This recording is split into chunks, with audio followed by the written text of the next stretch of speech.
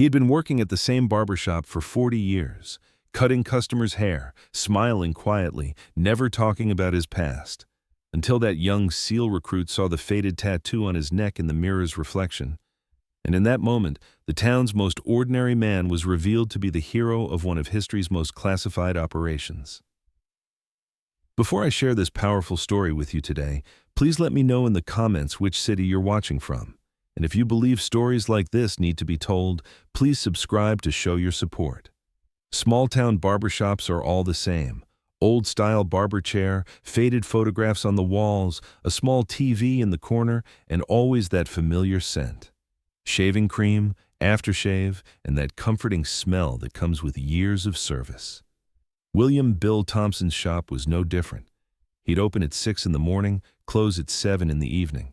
He'd maintained the same routine for 40 years. There was always that same slight tremor in his hands. Whether from age or something else, nobody knew. He didn't talk much with customers, just asked, "How would you like it cut?" That was it. That morning, he arrived early, as always, opened his shop, arranged his tools, and waited for his first customer. Hours passed, but nobody came, until that familiar bell chimed at the door. The young man who entered was 23, 24 years old, with short cropped hair, perfect posture, and confidence evident in every step. He wore a simple t-shirt, but his body language revealed he was far from ordinary. "Good morning," the young man said. "Could I get a haircut?" Bill Thompson nodded. "Sure, son. Have a seat." The young man sat in the chair. Bill, with movements that had become automatic over the years, fastened the cape. In the mirror, they made eye contact. "How would you like it cut?" Bill asked. "Short, real short." "Military?" The young man hesitated slightly. "Training, Navy." Bill said nothing. He picked up the clippers and got to work. Only the buzzing of the machine filled the shop. The young man watched the old barber's hands in the mirror reflection. They appeared shaky but were actually making precise, controlled movements. The haircut was half finished when Bill leaned in for better access. At that moment, his shirt collar shifted slightly, revealing a small tattoo on the left side of his neck. At first, the young man didn't pay attention. But when the clipper noise stopped, in the silence, he saw that tattoo more clearly in the mirror reflection. His heart started racing. It was a trident. But not just any trident, there were very specific markings around it. The young man had seen these types of markings in his Navy SEAL training, the kind only very special people who had been in very special operations carried. "Sir," the young man said, a slight tremor in his voice, "that tattoo." Bill immediately adjusted his shirt collar. "Youthful mistake," he said curtly. "Let's continue." But the young man couldn't continue because he recognized those details in the tattoo. He'd seen the same markings in archive photos during his training, from an operation in 1983 in Grenada that was still classified. You were Team 6, weren't you?" Bill's hand froze in midair. The clipper noise stopped. They both stared at each other in the mirror. "How do you know about that?" Bill asked, hardness in his voice for the first time. "Training, that tattoo. Only guys from a very specific operation got those. Operation Night Eagle." Upon hearing these words, Bill's expression changed. He set down the clippers, leaned back against the chair, and took a deep breath. "Only 3 men came back from that op," the young man said. "Commander James Mitchell, Sniper Sergeant Mike Rodriguez, and Petty Officer First Class William Thompson," the old barber completed. "That's me." Such silence fell over the shop that you could hear cars passing outside. The young man straightened in his chair. You're the William Thompson? The one who saved 6 men? Who held the line for 3 days?" Bill, now with his true identity revealed, nodded. "Ancient history." "Ancient history?" The young man's voice rose. "Sir, you're a legend. They tell us about you in training, how you carried 6 teammates to safety, how you fought alone for 3 days. Son, quiet down," Bill said calmly. "Those stories are exaggerated. I just did my job." "Your job?" "Sir, you gave 6 families their sons, fathers, brothers back.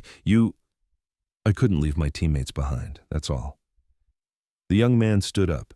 He removed the cape and stood straight before Bill. Then he slowly saluted. "Sir, he said. "Thank you for your service." Bill nodded. "Drop the salute. No, sir, no thank you. Now sit down and let me finish your hair." But the young man didn't sit. "Why?" he asked. "Why are you here, living like this? You should be decorated, honored. Everyone should know your name." "Because I'm not a hero," Bill said calmly. "I'm just the guy who made it back. The real heroes stayed on that beach." The young man sat down. Bill continued his work, but this time the atmosphere in the shop had completely changed. "What happened?" the young man asked. "What happened when?" "That day." "What really happened?" Bill took a deep breath. "Simple. Bad intel, wrong place, wrong time. 6 men went in, only I came out. The others—" He paused. "The others weren't as lucky." "But you saved them." "All 6? No," Bill said. "I saved 3. 3 died on the beach. I just brought their bodies home." These words froze the young man. The story he'd been told in training was somewhat different. According to that version, all 6 men had been saved alive. "They told us differently in training," the young man said. "They tell you differently to keep morale up. Truth is much harder. I carried 3 of my brothers home in body bags. 3 came back wounded. I just survived." The haircut was finished. Bill set down the clippers and looked into the young man's eyes in the mirror reflection. "Now tell me," he said, "what are you going to do? You going to make it through SEAL training?" "I'm going to try. It's tough, but it's not tough. It's impossible.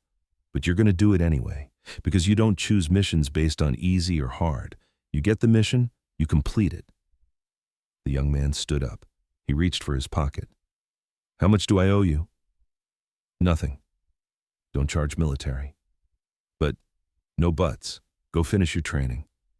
Maybe someday you'll come back and tell me your story." The young man walked toward the door. Before stepping out, he turned back. "Sir?" "Yeah?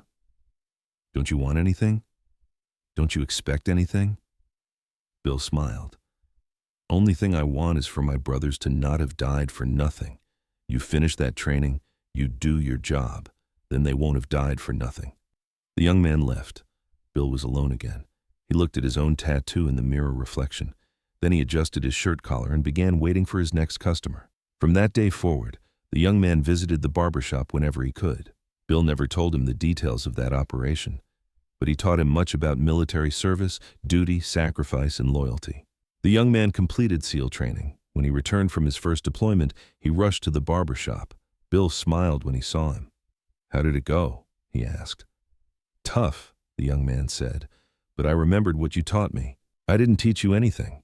You learned it yourself." "No, sir. You taught me the most important thing, that real heroes live quietly, don't brag, just do their job." Bill nodded. "Now go. There are other heroes waiting." The young man left. Bill was alone again, but this time there was a different feeling inside him. Maybe his brothers really hadn't died for nothing. This story shows us that real heroes don't always stand in the spotlight. Sometimes they live quietly in small-town barbershops, cutting customers' hair in silence. They don't boast, they don't tell their stories, they just continue doing their duty. And sometimes, a young SEAL candidate notices them, shows them respect, and the legacy of those silent heroes continues.